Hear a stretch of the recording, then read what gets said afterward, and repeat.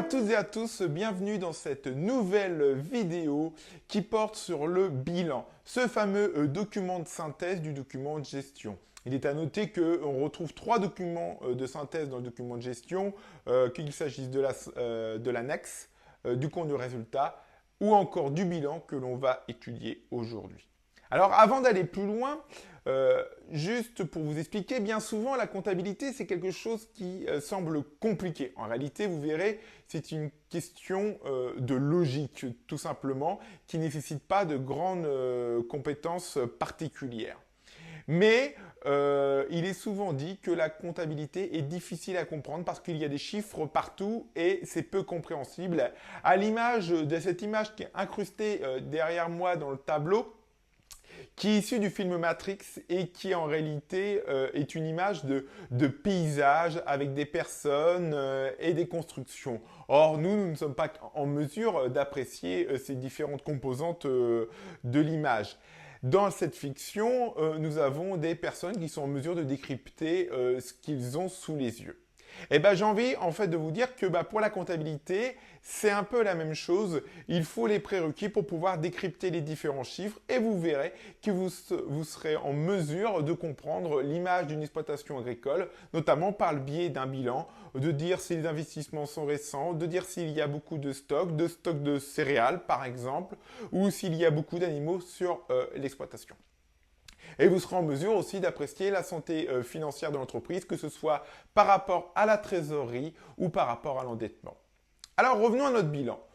Notre bilan qu'on va étudier en deux parties. Une première partie en étudiant vraiment sa structure, ses grandes masses, et dans un second temps, on pourra étudier les ratios qui en découlent. Alors le bilan, comme vous pouvez le voir à droite de l'image, c'est deux colonnes, un actif et un passif. J'aurais pu préciser égal. Il faut savoir que dans la comptabilité, il y a une logique, il y a une forme d'égalité, donc l'actif est égal au passif. Pourquoi? Tout simplement parce que l'actif recense tous les biens et emplois et le passif toutes les ressources. Donc tout bien a forcément été financé par une ressource. Alors, il y a un équilibre qui se fait naturellement. Alors, en parlant des ressources, sachez que dans les ressources, il y a deux types de ressources. Soit les fonds propres, soit les dettes, qu'elles soient financières vis-à-vis de la banque ou qu'elles soient d'exploitation vis-à-vis des fournisseurs. Alors, le bilan. Le bilan, c'est une photo de l'entreprise à l'instant T. À l'instant T, on pourrait dire aussi, c'est une évaluation du patrimoine donné au moment de la clôture comptable, au moment de la clôture de l'exercice. On arrive à avoir une image de l'entreprise par le biais du bilan, en ayant recensé tous les biens, par exemple, qui sont dans l'actif. Alors, parlons de l'actif. L'actif, on retrouve en haut les immobilisations, ce qui est immobilisé dans l'entreprise, et donc ce sont les investissements. Bien souvent, quand on investit sur du long terme. Et on a en bas l'actif circulant qui est amené à disparaître, d'où son nom de circulant. Il arrive et il repart. On retrouve dedans les stocks, mais on retrouve aussi les créances et le disponible. Alors les stocks, ça peut être de l'approvisionnement. L'approvisionnement, ça va être tout achat de matières premières. On peut retrouver aussi les produits finis et le cheptel de renouvellement, cheptel, je dirais, à cycle court, non reproducteur. Dans les créances, on retrouve l'État, notamment des créances de TVA, où ça pourrait être des diverses créances que l'État devrait à l'entreprise. Je vous rappelle qu'une créance, c'est de l'argent que l'on nous doit, et donc en l'occurrence, de l'argent là que l'on doit à l'entreprise. On retrouve aussi les clients, tout simplement parce que entre le moment de la vente et le moment du paiement, il y a souvent un décalage. Un agriculteur n'est pas payé à chaque remorque qu'il va livrer au négoce ou à la coopérative lorsqu'il s'agit des moissons. Bien souvent, sur plusieurs jours, voire plusieurs semaines, il fait ses récoltes et il est payé généralement 15 jours à 3 semaines après la récolte et à minima, il reçoit un acompte. Et on a aussi donc le disponible, la banque. La banque, tout simplement, c'est le compte courant où on peut faire des transactions pour acheter des biens, des services et vendre aussi. Et on a la caisse qui, elle, est importante lorsque l'on fait de la vente directe, lorsque les clients payent en espèces. Voilà pour l'actif. Pour le passif. Alors pour le passif, on retrouve les capitaux propres dans un premier temps en haut. C'est généralement composé du capital social que l'on a apporté à la création de l'entreprise, mais aussi par exemple du résultat d'exercice qui est le résultat de chaque année. Et s'il est positif, eh ben, il va venir augmenter les capitaux propres. Et s'il est négatif, il va venir les diminuer. Et malheureusement, si les capitaux propres diminuent, alors généralement l'endettement augmente. Alors parlons de l'endettement. L'endettement parle tout simplement des dettes. Les dettes, on a deux catégories de dettes. Les dettes financières, les emprunts moyen à long terme. Ce sont des emprunts qui sont faits sur le long terme parce qu'ils sont là pour financer des investissements. Donc les investissements qui sont présents dans les immobilisations. Mais on a aussi des dettes d'exploitation qui sont des dettes fournisseurs, que ce soit par rapport à la concession, à la coopérative, au vétérinaire, mais aussi par rapport à la MSA, la mutualité sociale agricole, où on peut avoir des cotisations sociales à payer et qui ne sont toujours pas payées, d'où la notion de dette. On doit de l'argent. Et donc, on retrouve dans un dernier temps les dettes financières à court terme. Alors, certains regroupent toutes les dettes financières. Moi, je fais le choix volontairement de mettre les dettes financières à court terme en bas afin qu'on puisse voir le parallèle avec le disponible et apprécier la trésorerie. Donc, dans les dettes financières à court terme, on retrouve les emprunts à court terme. C'est les emprunts généralement qui peuvent être contractés pour un crédit TVA.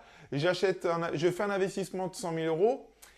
Hors taxe, si j'ai 20% de TVA, j'aurai 20 000 euros de TVA à avancer. Or, tout le monde ne peut pas payer 20 000 euros comme cela. Donc, on peut faire des crédits de TVA. Ça peut être aussi des crédits de campagne. Je suis au printemps, je manque de trésorerie, j'ai de la semence à acheter, de l'engrais à acheter, des phytos à acheter. Alors, je fais un crédit de trésorerie et je rembourserai la banque au moment de la récolte. Voici ce que c'est concrètement, comment se traduit un emprunt court terme. On retrouve aussi avoir des découvertes bancaires. Malheureusement, c'est quand le compte est dans le négatif, mais que ce n'était pas prévu. Et les ouvertures de crédit, généralement, là, on négocie avec le banquier pour avoir un compte dans le négatif. Chose qu'on retrouve souvent dans l'élevage de monogastriques et notamment le porc, parce qu'il y a des fluctuations sur le compte quasiment quotidiennes. Alors, maintenant, on va voir le bilan et sa structure dans la réalité. Un vrai bilan, voilà comment ça se présente. Vous l'avez à droite, vous avez un bilan actif et vous avez le passif. Si vous regardez les deux totaux en bas, vous constatez qu'il y a bien une égalité. Alors, c'est un bilan qui commence à dater, en 2016-2015, mais peu importe, là, ce qui nous intéresse, c'est la structure du bilan. Alors, vous verrez, il y a des flèches en rouge, il y a des éléments qui sont encadrés. Pourquoi ? Tout simplement, l'appréciation d'un bilan, l'appréciation de la santé financière d'une entreprise, d'une exploitation agricole, c'est comme l'appréciation de la santé d'un humain. Généralement, quand vous vous sentez mal, vous allez chez le médecin. Et le médecin, qu'est-ce qu'il fait? Il commence par poser des questions pour essayer de recenser les différentes variables qui peuvent impacter votre état de santé. Vous allez au 2 janvier chez le médecin, vous avez mal au ventre, lui il va suspecter potentiellement une grippe, une gastro, mais aussi un abus lors du réveillon, du Nouvel An et lors de Noël, qu'il s'agisse par exemple de chocolat ou autre. Alors, pour apprécier le bilan, pour avoir une image fidèle, parce qu'en comptabilité c'est très important d'avoir une image fidèle dans l'analyse, il faut retravailler quelques éléments du bilan. Commençons par les animaux à cycle long ou dits reproducteurs.